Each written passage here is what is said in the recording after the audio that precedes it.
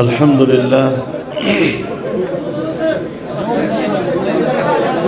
لله وكفى وسلام على عباده الذين اصطفى لا سيما على سيد الرسل وخاتم الأنبياء وعلى آله وصحبه ومن بهديه مهتدى. أما بعد فأعوذ بالله من الشيطان الرجيم. بسم الله الرحمن الرحيم. النبي أولى بالمؤمنين من أنفسهم. صدق الله العظيم.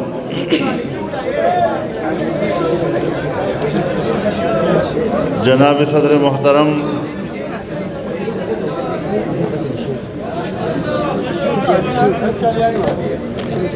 اسٹیج پر موجود عمائدین چترال،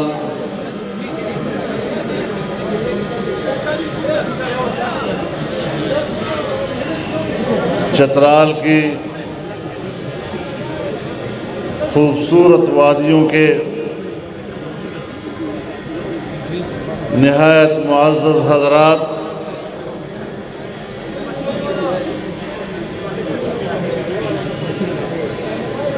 طویل عرصے کے بعد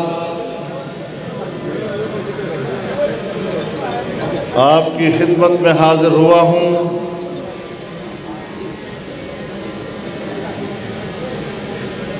آپ نے جس محبت اور خلوص کا اظہار کیا ہے اور محبت کے پھول ہمیں پیش کیے ہیں، میں دل کی گہرائیوں سے آپ کے اس جذبے اور اس ولولے کو سلام پیش کرتا ہوں.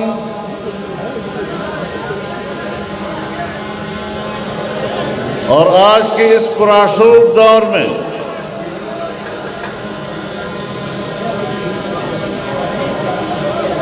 جب ہماری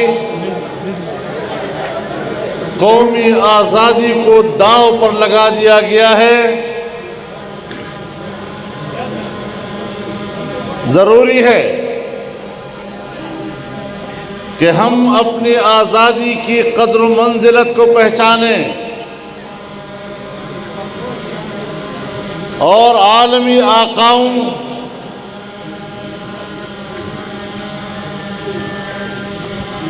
کی غلامی سے نجات حاصل کریں. آج ملک کا ہر طبقہ پریشان اور مضطرب ہے. نہ ہماری زندگیاں محفوظ،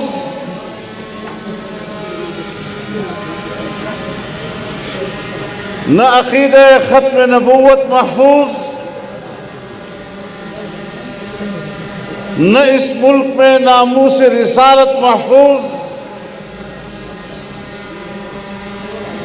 نہ اس ملک کے اندر عظمت صحابہ محفوظ،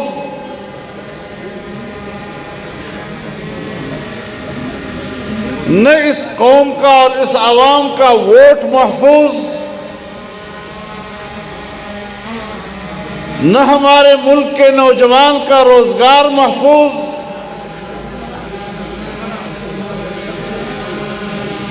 مہنگائی نے عام آدمی کی کمر توڑ دی ہے.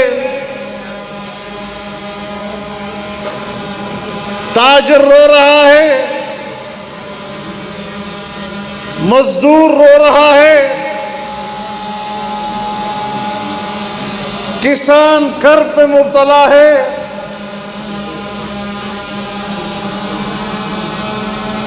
وکیل سراپا احتجاج ہیں،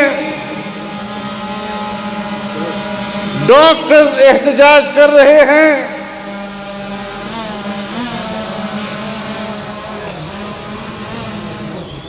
جو دوسروں کے زخموں پر مرہم ڈالتے ہیں، آج ان کے اپنے جسم سے خون رس رہا ہے، اساتذہ رو رہے ہیں، سڑکوں پہ آتے ہیں، جو قوم کے بچوں کے معمار ہیں، آج وہ ریاستی تشدد کا نشانہ بنتے ہیں۔ کس کس کا نام لیا جائے؟ مذہبی طبقہ مضطرب ہے، اور وہ اپنے دین اور اپنے ایمان کو آج اس وطن عزیز میں غیر محفوظ تصور کر رہے ہیں۔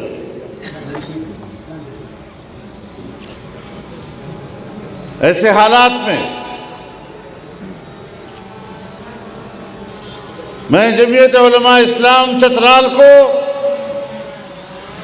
مبارکباد پیش کرتا ہوں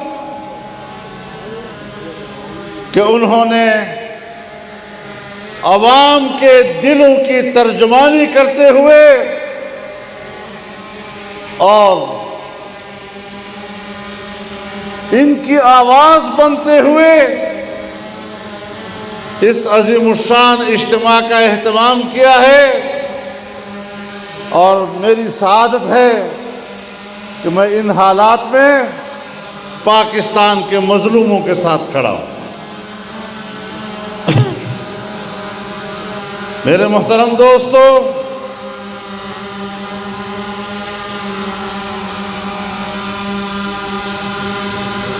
یہ پوری قوم کو سوچنے کا مسئلہ ہے۔ ہر مسلمان کو یہ سوچنے کا مسئلہ ہے کہ آخر کیوں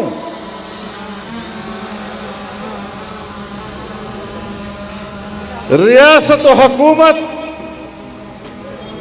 اس ملک کے آئین کا تحفظ نہیں کر سکتی؟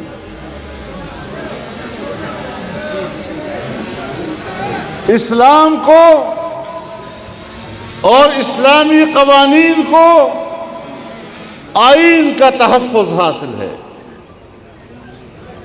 عقیدہ ختم نبوت کو آئین کا تحفظ حاصل ہے، ناموس رسالت کو آئین کا تحفظ حاصل ہے، لیکن پاکستان جو ایک اسلامی جمہوریہ کہلاتا ہے، آج ان کے حکمرانوں نے ان تمام ذمہ داریوں سے خود کو دستبردار کر دیا ہے۔ وجہ یہ ہے کہ پاکستان پر، پاکستان کے عوام پر عوام کی نمائندہ حکومت موجود نہیں ہے، اور جو حکومت ہے وہ عوام کی نہیں، وہ دھاندلی کی پیداوار ہے، وہ چوری کی پیداوار ہے، عوام کے مینڈیٹ پر ڈاکہ ڈالا گیا ہے، اور پھر کہتے ہیں آپ نے بولنا نہیں۔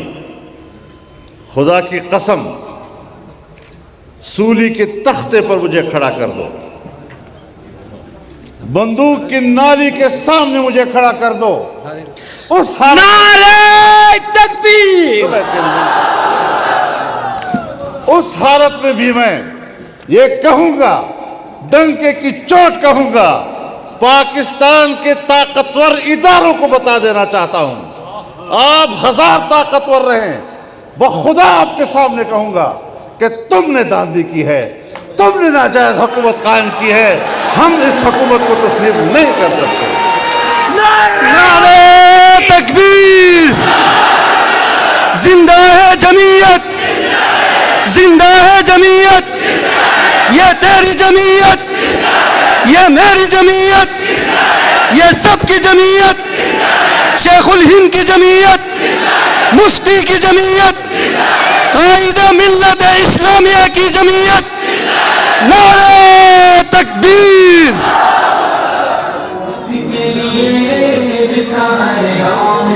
میرے محترم دوستو، میرے محترم دوستو، ہم ان حالات میں سفر کر رہے ہیں، ہمیں اپنے آباء و اجداد نے اور اپنے اسلاف نے غلامی کا درس نہیں دیا ہے. ہمیں اپنی تاریخ نے آزادی کے لیے کٹ مرنے کا درس دیا ہے.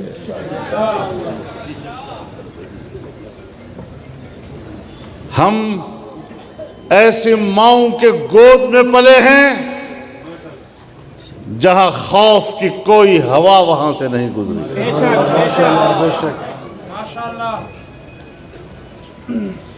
ہمیں دھمکیاں مت دو. فن خان بن کر ہمارے سامنے کھڑے ہو کر رعب کی زبان استعمال مت کرو. ہم دوسروں پر رعب ڈالنا جانتے ہیں, کسی کا رعب تسلیم کرنے کے لیے تیار نہیں ہو سکتے.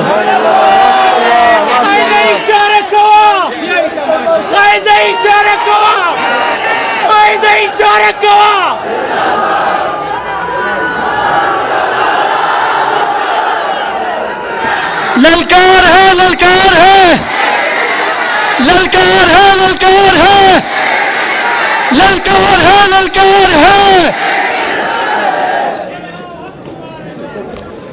بہت ہو گیا ہے. مزید ہم ناجائز بالادستی کو تسلیم نہیں کر سکتے. حالات وہاں تک مت لے جاؤ کہ قوت برداشت جواب دے جائے.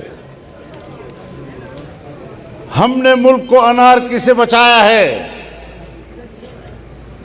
ہم نے اس وطن عزیز کی سرزمین کو خون ریزی سے بچایا ہے. ہم نے قومی یکجہتی کا درس دیا ہے. ہم نے تمام مکاتب فکر کے درمیان یکجہتی کا علم بلند رکھا ہے.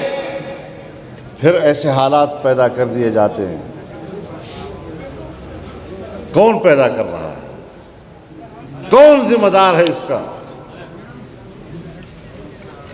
کیا وجہ ہے کہ قانون موجود ہے, آئین موجود ہے, کوئی شخص اگر قانون ہاتھ میں لیتا ہے, اگر آئین ہاتھ میں لیتا ہے, فرض ہے کہ ریاست حرکت میں آئے اور اس ہاتھ کو توڑے.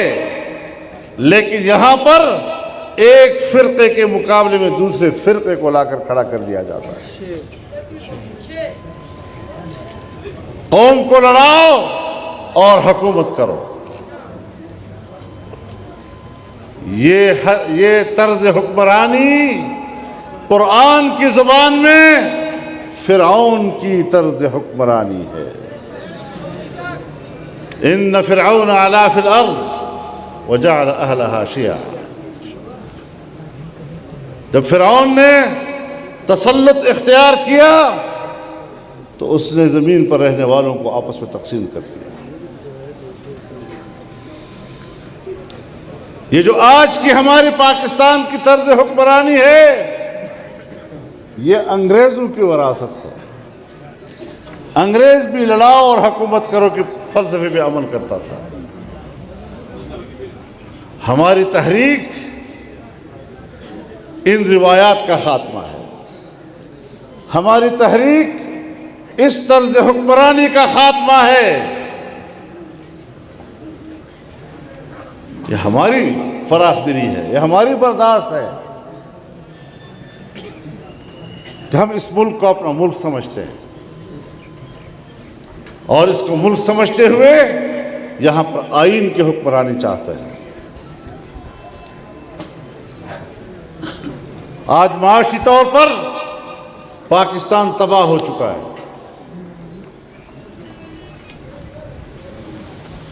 آپ کی سالانہ پیداوار کی شرح نمو 0 سے نیچے چلی گئی ہے.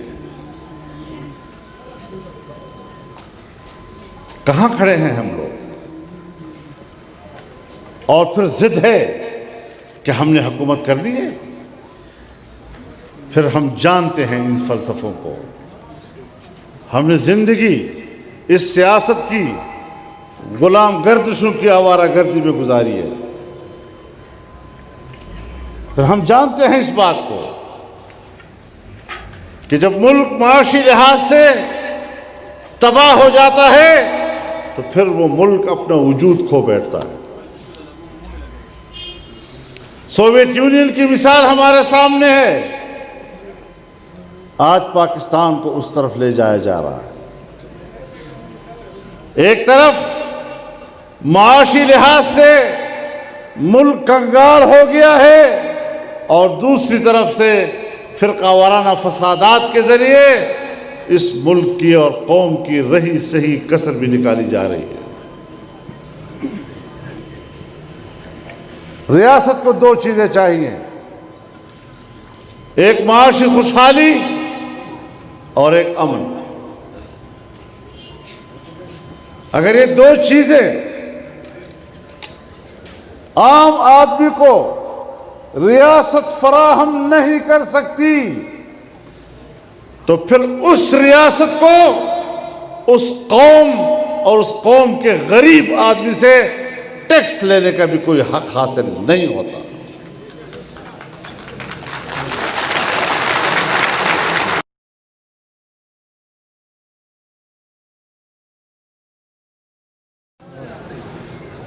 کہتے ہیں لوگ ٹیکس ادا نہیں کر رہے،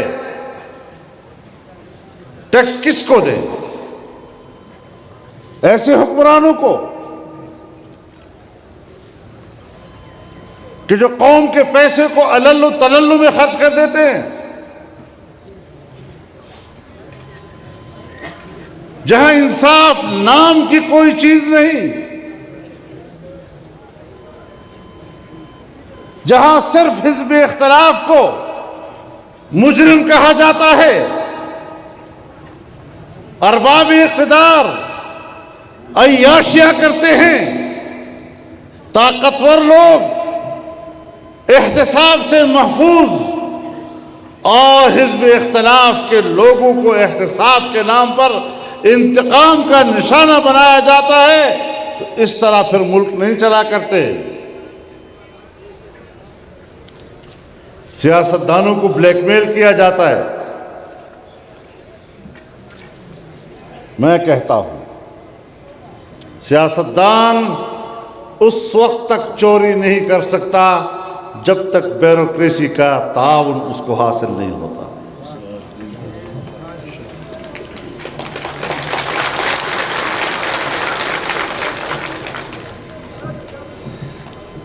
لیکن آج ہمیں ڈرایا جا رہا ہے، احتساب سے ڈرایا جا رہا ہے۔ آپ نے ہمارا کیا احتساب کرنا ہے؟ انشاءاللہ تمہارا احتساب انشاءاللہ ہم کریں گے۔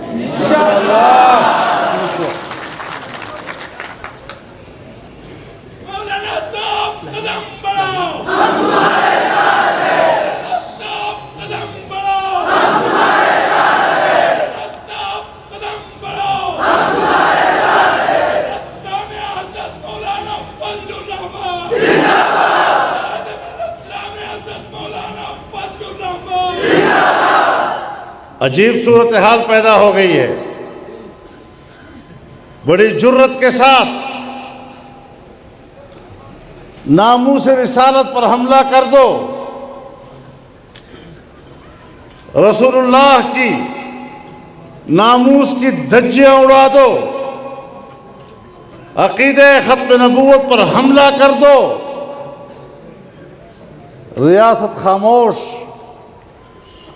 اور پھر دنیا میں جا کر کہتے ہیں پاکستان میں ہم غیر محفوظ ہیں، ہمیں باہر کی شہریت دو، باہر کی پناہ دو۔ باہر کی شہریت حاصل کرنا اور باہر کی پناہ حاصل کرنا، اس کی سہولت بھی ہمارے حکمران مہیا کرتے ہیں۔ کچھ عرصہ پہلے یہاں اسلام آباد میں کسی بدبخت نے حضرت ابوبکر صدیق رضی اللہ تعالیٰ عنہ کے حوالے سے بازاری زبان استعمال کی، FIR درج ہو چکا ہے، اور اس کے باوجود 48 گھنٹے کے اندر اس کو راستہ دیا گیا اور اس کو برطانیہ پہنچایا گیا۔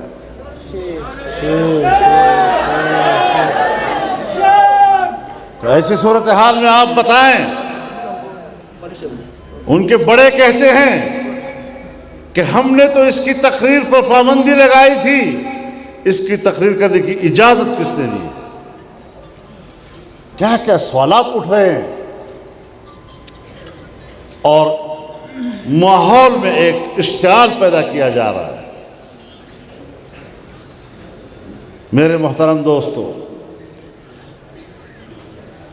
آج ہمارے ماؤں بہنوں کی عزت و ناموس سے ہم محفوظ نہیں ہیں۔ ابھی چند روز ہوئے پاکستان میں ایک خاتون کے ساتھ ہونے والی زیادتی کا چرچا ہے،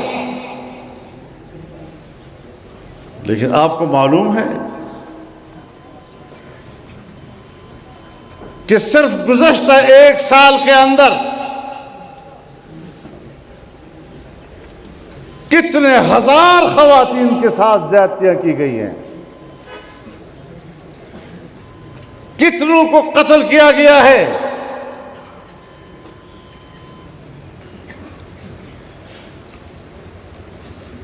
لائی جائے سامنے، قوم کے سامنے وہ رپورٹ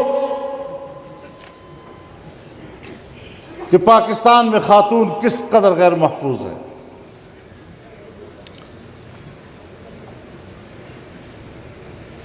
رہی سہی کسر فرقہ وارانہ فسادات کے ذریعے نکال دیں۔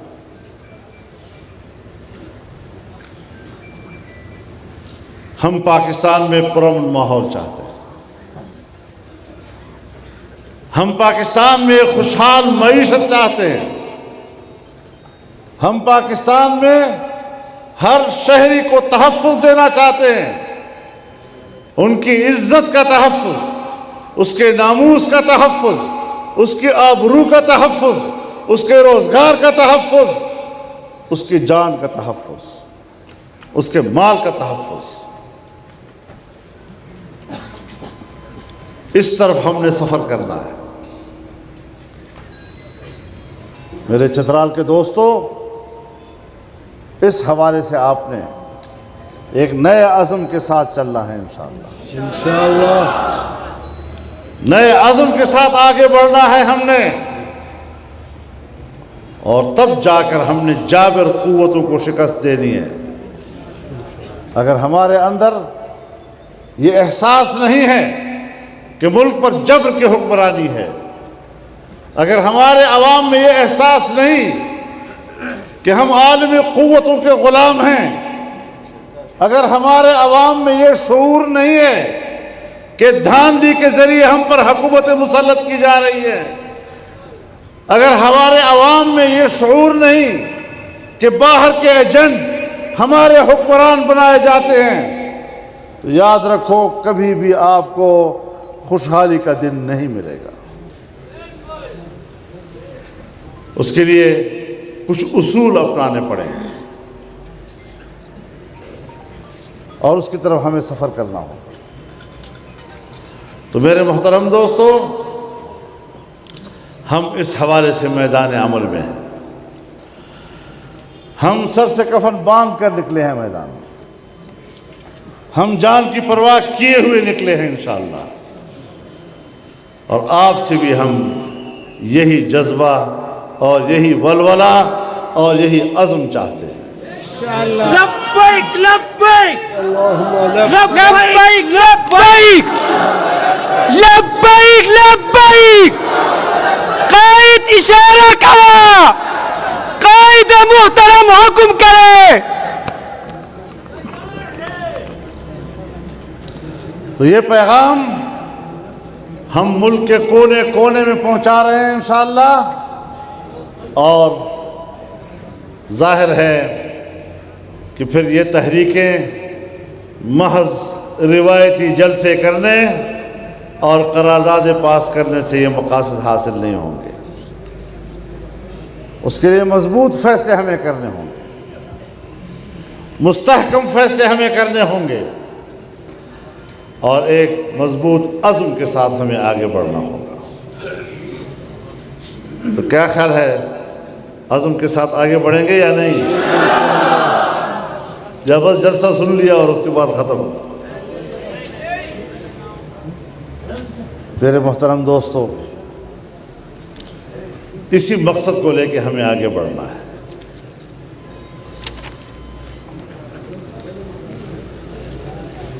پاکستان میں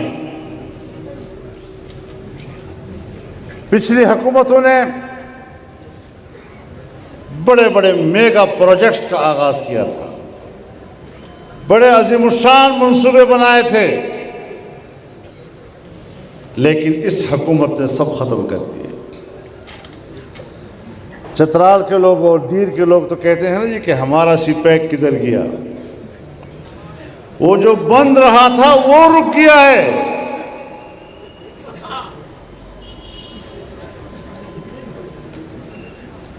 عجیب ہماری سیاست ہے۔ جب یہ موجودہ نئی حکومت آئی تو اس نے سی پیک منصوبے کو روک دیا۔ دلیل کیا تھی؟ پاکستان کے عوام بڑے غریب ہیں، اتنے بڑے منصوبے ہمارے عوام برداشت نہیں کر سکتے، ہمیں چھوٹے منصوبوں پہ آنا ہوگا۔ چھوٹے چھوٹے منصوبے، چھوٹے منصوبے کیا ہیں؟ انڈا بیچو، مرغی بیچو، گٹا بیچو، اور یہ آپ کی ملک کی معیشت کی بنیاد بن گئی۔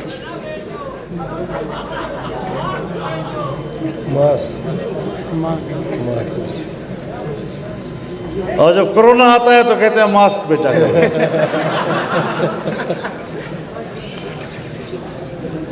ان کو پتہ ہی نہیں معیشت کس کو کہتے ہیں۔ میں راستے میں آ رہا تھا تو دیر کی تمام سیاسی جماعتیں اکٹھی تھیں، جیسے آج بھی اسٹیج پر تمام سیاسی جماعتیں یہاں کی اکٹھی ہیں، اور سب کا ایک ہی مطالبہ تھا کہ وسط ایشیا تک رسائی کے لیے سی پیک کا منصوبہ کہاں ہے؟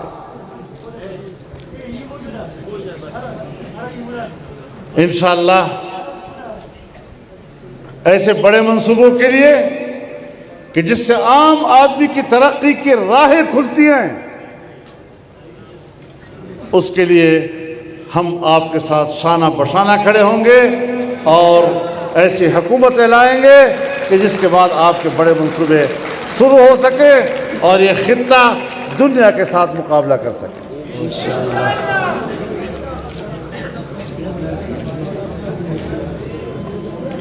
آج کیا صورتحال ہے؟ آپ کی معیشت ایک زمانے میں مضبوط تھی، ہندوستان میں بی جے پی کی حکومت تھی اور اس کا وزیر اعظم پاکستان میں آیا، مینار پاکستان پر کھڑا ہوا اور کہا میں پاکستان کو اپنا مستقل پڑوسی تسلیم کرتا ہوں۔ وہ آپ سے تجارت کرنا چاہتا تھا۔ آج بھی وہاں بی جے پی کی حکومت ہے۔ آج اس کا کیا رویہ ہے پاکستان کے ساتھ؟ آپ سمجھ سکتے ہیں کہ پاکستان اتنا کمزور کر دیا گیا ہے کہ آج ہندوستان جارحیت پر اتر آیا ہے اور آج ہندوستان نے کشمیر پر قبضہ کر لیا ہے،